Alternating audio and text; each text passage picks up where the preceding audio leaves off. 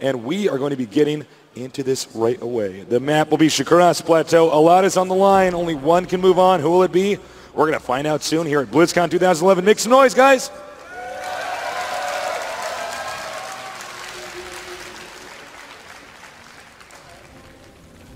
All right, to introduce the players now. Over here in the upper left, wishing his opponent good luck, have fun, and GG, we have from Ukraine, Dimaga.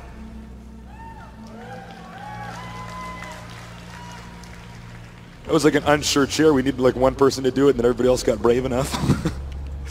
Over here in the upper right, we have our Protoss player currently residing in Korea, training with the best of the best. Give it up for Naniwa. Wow, a lot of Naniwa fans out there. And, you know, I think it's just because Dimaga has not been doing enough tournaments lately. Yeah. Because this is actually a guy that everyone has always rooted for so much. You know, a lot of people talk about just how nice White Raw is and how nice Sheth is. But there is this untold story about Dimaga, who is just as nice as these guys. Dimaga does judo, right? Dude, I don't know, but I know that he could kill me about 10 seconds flat, both in StarCraft. I believe that's correct. I believe, unless I'm mistaken, Dimaga did some type of. I think it was kickboxing, actually. Was it kickboxing? I think so. Right. Yeah, actually, you know, it's interesting. A lot of MMA fighters actually really enjoy StarCraft II. My roommate was an MMA fighter. Just loves it, plays it all the time. I know Nick Lentz, a famous MMA fighter right now, a big StarCraft II guy, watches a lot of, probably watching right now. Probably getting nerd chills when we're talking about him. Oh my god. Oh my god. All right, so it is PVZ on Shakuras Plateau. They are close by air in these positions. We see Naniwa already scouting out Dimaga. Of course, he has made a forge at his expansion, so it looks like we're going to see a forge fast expand. Dimaga, on the other hand, going to just go ahead and make a pool and then expand. You know, that pool is going to make sure that no tomfoolery occurs. No silly cannon rushes, any shenanigans behind his mineral patches, that type of thing. Now, this is something I'm always doing against Zerg. You're making a pylon here now. Some of you are probably asking yourselves right now, if you're not that familiar with this, well, if it finishes, doesn't the Zerg just kill it? And wow, in this case, he canceled. Normally, especially in Korea, the Protosses are building there, and then they let it finish, and what happens is the Zerg has to get all those Zerglings out and try to destroy the pylon. I think in this case, what he's doing is he's gauging that, in fact, you know, the Zerglings will be out too soon, so we'll just go ahead and cancel that. And in fact, choosing to cancel twice there, losing a total of 50 minerals, but delaying the hatchery a pretty good amount.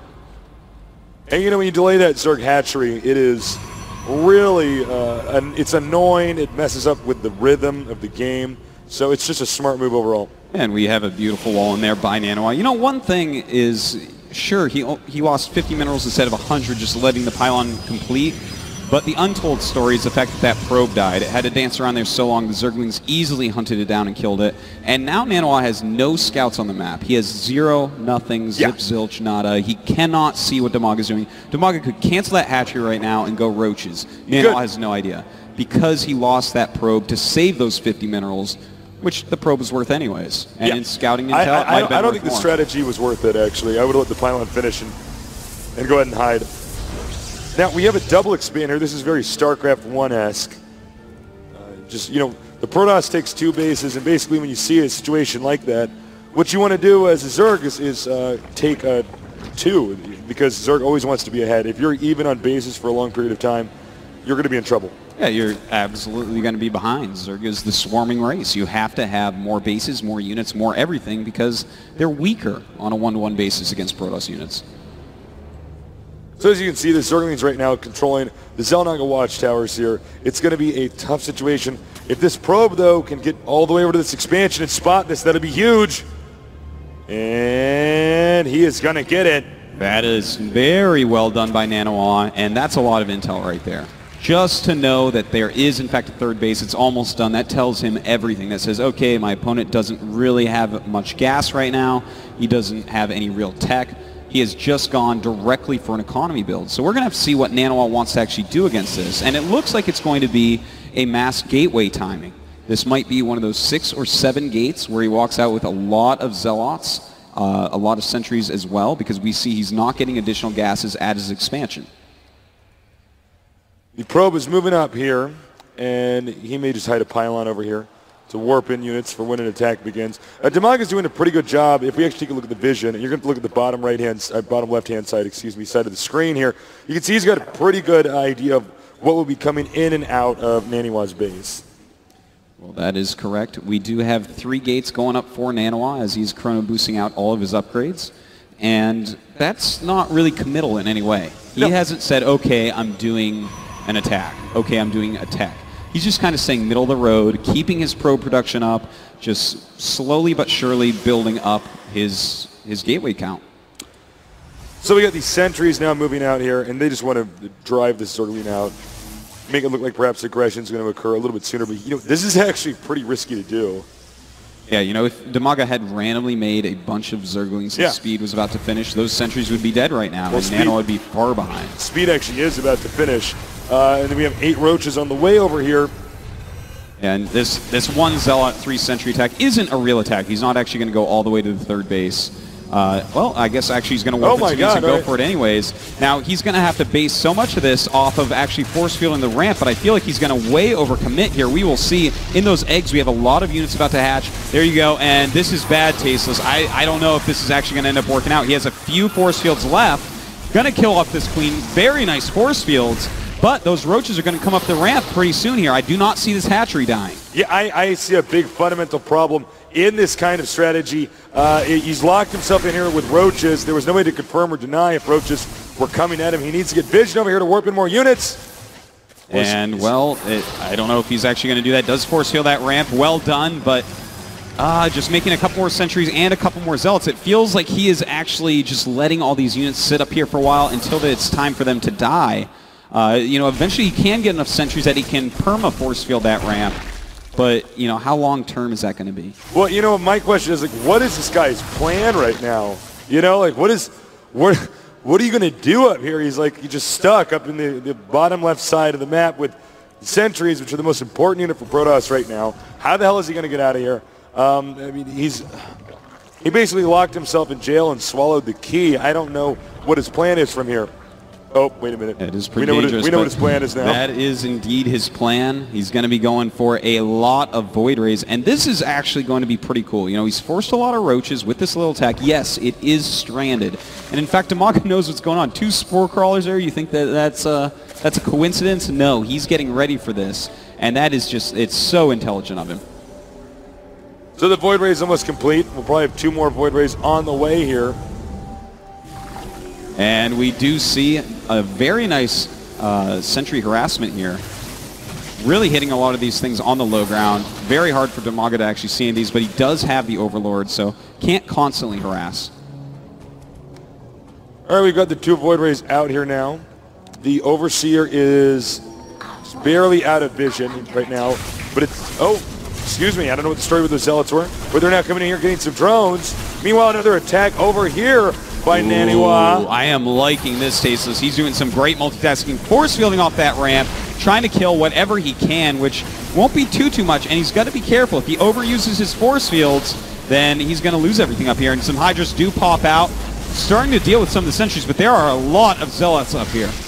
He might just barely have enough, for one more force field wall, and you can see, he's just targeting down the hatchery. He says, I don't think I have a lot of time left. What a technical play by Naniwa, taking out that 3rd base. I have to say, guys, I'm actually blown away. You should be. And he's actually even going to stay up here, warping in more sentries so we can keep on doing force fields. Meanwhile, these Void Rays could be on a collision course to this hatchery. Oh man, that is 4 Void Rays right there. We do have Hydralisk range on the way, but how many Hydras out? Just 7. And I think all of them are actually at that 3rd base. Yes, in fact, they all are. So this little Void Ray attack going to do a lot of damage here. Just a single Spore Crawler and a Queen up in the Zerg main base. Yeah, that's right. He's got to go for the layer here. They're going to be charged up pretty soon. And now a lot of damage. I think even if the Queens start to attack here, there's no way to stop the layer from being destroyed. And these Void Rays are going to be worth so much. Does he have any transfusions? No, he does not. And the Void Rays get out alive.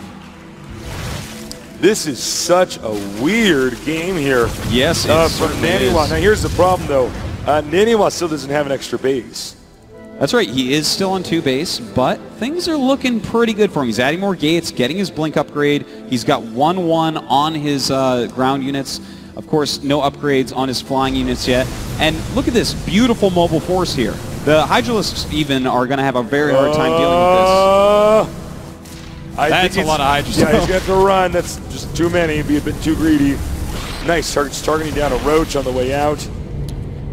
I tell you, this is some of the most technical PvZ I have ever seen, Tasteless. Naniwa is just playing to perfection with really strange timings, but just controlled and thought out to the nth degree. This is so hard to pull off. Kids, don't try this at home. Naniwa is actually doing a very tricky Protoss strategy here.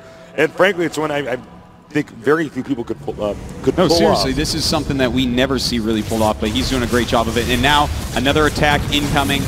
We have a lot of gateway units here as well. He's got to be careful with these Hydras. They are going to be just crucial. Beautiful force fields going off, blocking off from multiple paths. But does Naniwa have enough units here to actually remove the entire Zerg army? I think he does, with the Stalkers and the Sentries here, and force field being oh so handy. The Hydras, though, going right for the Void Ray.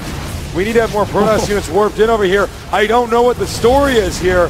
He should have been able to reinforce this. I think he's not. Okay, now he's moved him, thank God. Going to back up, regroup. The Void Ray focused on the hatchery. We do not have Hydralisks coming up here just yet. Wow, and that makes his Void Ray so powerful right now. He's not even going to engage with the rest of his army. The amount of frustration that Dimaga must be feeling right now is insane. We see these Stalkers coming up. He did cancel Blink before, so he does not have it yet. But a lot of Zealots coming up as well to tank a lot of this damage. And he's going to be able to get this hatchery Tasteless. Just absolutely, this hatch will go down.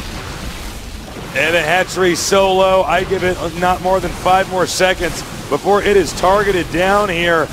And this is going to, I wouldn't say be GG, but this is almost a completely crippling blow here. Oh my God. Well, that is the 3rd base killed by Naniwa this game, but still, Naniwa is on, well, he's on 3 bases against the 3 bases of Dimaga, which have to keep being rebuilt. So Naniwa is just doing a great job, and finally he does pass Dimaga in supply, 115 against 100, with 66 probes against 58 drones. Wow, he is just really showing how much Korea practice has paid off. Yeah, absolutely. Now he's continuing to maneuver around the map. This is a tough decision, because do you go in and go for the kill move, or do you go back and play conservatively? Because, you know, Dimaga is somebody who, if you just leave him alone, he will get a bigger army than you. Oh, absolutely. His macro is completely off the hook, and here he goes. This is a large army coming in right now. I don't think Dimaga actually has enough this time. Blink has finished. Great upgrades. Oh, beautiful Blink and force field, stopping those Roaches dead in their tracks, and GG. Wow. Naniwa. There he is, just looking so handsome, so sexy with his Protoss. I have to say, that was one of the more technical PvZs I've ever casted. I mean, the moment where I saw the sentries get sort of locked in the bottom left side of the map, I'm like, okay, what are you doing, Naniwa? I don't think this is going to work.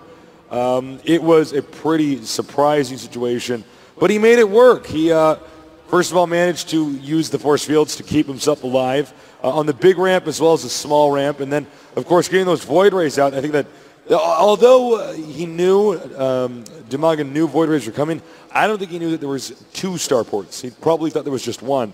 So 4 Void Rays, much scarier than 2. Void Rays, it's like this funny unit, because when you get enough of them, it's like they just don't die. Especially when you're against, if you've gotten to a few structures first, because they're all going to be charged up. It's a pretty scary sight. We're going to get this game going pretty soon. And actually, we may have a delay here. We're going to go ahead and see. We'll see. But sit tight. So, guys, what do you guys think? You think Naniwa's going to take this? Anybody else here rooting for Dimaga? I love how you guys cheer for everything. You guys are so great. Last night, it was like every time anybody said anything on stage, you guys were like, yeah. We're like, bananas have potassium. They're like, yes. It's pretty epic, pretty awesome. We love you guys. All right, did we get this thing sorted out? With well, we're not going to start right this second, because Naniwa has left his booth. So he's going to go ahead and piddle, I guess. And then we will get started as quickly